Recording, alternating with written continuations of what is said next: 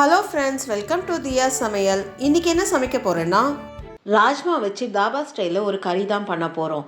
இது சப்பாத்தி புலாவ் கூட வச்சு சாப்பிட்டிங்கன்னா செம்ம டேஸ்ட்டாக இருக்கும். வாங்க எப்படி செய்கிறதுன்னு பார்க்கலாம். சமையல் அறைக்கு போகிறதுக்கு முன்னாடி இப்போ தான் ஃபர்ஸ்ட் டைம் என் சேனலை பார்க்குறீங்கன்னா என் சேனலை சப்ஸ்கிரைப் பண்ணிவிட்டு பக்கத்தில் இருக்க பெல் ஐக்கானை கிளிக் பண்ணிவிட்டு வாங்க. ஒரு கப்பு ராஜ்மா எடுத்திருக்கேன். கிராம்னு பார்த்தீங்கன்னா 250 கிராம் இருக்குது. ராஜ்மாவில் நிறைய வெரைட்டி இருக்குது. இங்கே நான் டார்க் மெரூன் கலர் எடுத்திருக்கேன். நீங்கள் எந்த ராஜ்மா வேணாலும் யூஸ் பண்ணிக்கலாம். ராஜ்மாவை 1க்கு 2 வாட்டி நல்லா கழுவி எடுத்து தேவையான அளவு தண்ணி ஊற்றி மினிமம் 4 மணி நேரத்துலேருந்து 8 மணி நேரம் ஊற வச்சுக்கோங்க. நீங்கள் ஈவினிங் செய்ய போகிறீங்கன்னா நீங்கள் காலையில் ஊற வச்சுக்கோங்க. ஒருவேளை நீங்கள் காலையில் செய்ய போகிறீங்கன்னா நீங்கள் நைட்டே ஊற வச்சுக்கோங்க. அப்போ உங்களுக்கு கரெக்டாக இருக்கும் அது ஊறி வரத்துக்கு. ராஜ்மாவை 8 மணி நேரம் ஊற வச்சதில் ராஜ்மா நல்லா ஊறி வந்திருக்கு. இப்போ இதை வேக வச்சு எடுத்துக்கலாம். ஊற வச்ச ராஜ்மாவை குக்கரில் சேர்த்து ஒரு அரை ஸ்பூன் உப்பு சேர்த்து நல்லா கலந்து விட்டு மூடி போட்டு ஒரு 4 விசில் விட்டு எடுத்துக்கோங்க. 4 விசில் வந்து ப்ரெஷரும் நல்லா ரிலீஸ் ஆகிடுச்சு. குக்கர் மூடியை திறந்து பார்ப்போம். ராஜ்மா நல்லா வெந்து வந்திருக்கு பாருங்கள். இந்த அளவுக்கு வேக வச்சு எடுத்துக்கோங்க.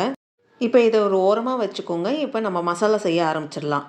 மசாலா செய்ய ஒரு கடாய் எடுத்துக்கோங்க. கடாய் நல்லா சூடான பிறகு 2லேருந்து 3 டேபிள் ஸ்பூன் எண்ணெய் சேர்த்துக்கோங்க. எண்ணெய் சேர்த்து நல்லா சூடான பிறகு அரை ஸ்பூன் சீரகம் சேர்த்துக்கோங்க. சீரகம் நல்லா பொரிஞ்சு வந்த பிறகு 3 பச்சை மிளகாவை கீரி சேர்த்துக்கோங்க. பச்சை மிளகாய் 15 செகண்ட் அந்த எண்ணெயில் நல்லா பொரிஞ்ச பிறகு 2 பெரிய சைஸ் வெங்காயத்தை பொடிசாக நறுக்கி சேர்த்துக்கோங்க.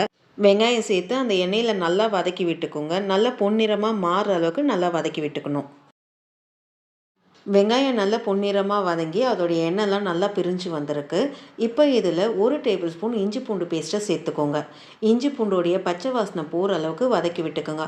1 நிமிஷம் வதக்கி விட்டால் போதும். அதுலேயே அதோடைய பச்சை வாசனை நல்லா போயிடும்.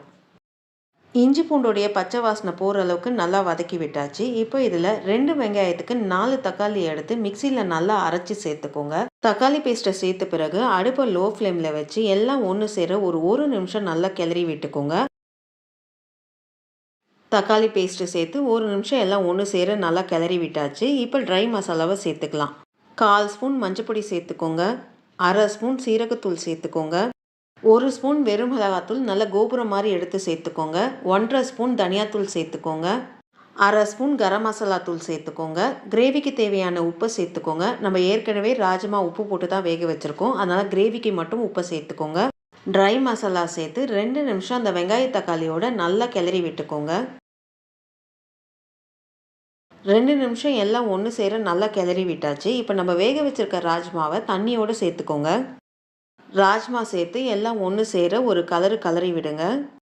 எல்லாம் ஒன்று சேர கலரி விட்டதில் கிரேவி இப்போவே திக்காக இருக்குது. நம்ம இன்னும் 5 நிமிஷம் கொதிக்க வைக்க போகிறோம். அப்போ இன்னும் கிரேவி வந்து பார்த்திங்கன்னா நல்லா ட்ரை ஆகிடும். அதனால் அந்த திக்னஸை அட்ஜஸ்ட் பண்ணுறதுக்கு தேவையான அளவு தண்ணி சேர்த்துக்கோங்க. தேவையான அளவு தண்ணி சேர்த்து ஒரு கலரி விட்டு இந்த ஸ்டேஜில் உப்பு காரம்லாம் செக் பண்ணிக்கோங்க. உப்பு காரம் டேஸ்டெல்லாம் கரெக்டாக இருக்குது. இப்போ மூடி போட்டு 5 நிமிஷம் லோ ஃப்ளேமில் எல்லாம் ஒன்று சேர கொதிக்க விட்டுக்கலாம். அப்பப்போ மூடியை திறந்து ஒரு கலரி விட்டுக்கோங்க. இல்லைன்னா கிரேவி வந்து அடி பிடிச்சிக்கும். 5 நிமிஷம் ஒன்று சேர நல்லா கொதிக்க விட்டாச்சு. இப்போ மூடியை திறந்து பார்ப்போம். எண்ணெய்லாம் நல்லா பிரிஞ்சு வந்திருக்கு. ஒரு கலரி விட்டுக்கோங்க. ராஜ்மா கறியை ஒரு கலரி விட்ட பிறகு கடைசியாக 1 டேபிள் ஸ்பூன் நெய் சேர்த்துக்கோங்க. 1/4 ஸ்பூன் கரம் மசாலா தூள் சேர்த்துக்கோங்க. ஒரு 1/4 கை கொத்தமல்லி நல்லா பொடிசாக நறுக்கி சேர்த்துக்கோங்க. கொத்தமல்லி சேர்த்த பிறகு எல்லாம் ஒன்று சேர ஒரு கலரி விட்டு அடுப்பு ஆஃப் பண்ணிடுங்க. ரொம்ப டேஸ்டான அதுவும் தாபா ஸ்டைலில் ஒரு ராஜ்மா கறி ரெடி ஆயிடுச்சு. இந்த வீடியோ உங்களுக்கு பிடிச்சிருக்கும்னு நினைக்கிறேன். அப்படியே ஒரு லைக்கை தட்டுங்க. மறக்காம என் சேனலை சப்ஸ்கிரைப் பண்ணிட்டு பக்கத்தில் இருக்க பெல் ஐக்கானை கிளிக் பண்ணுங்க. வரும் நாட்கள் இனிதே அமைய நல்வாழ்த்துக்கள். நன்றி, வணக்கம்.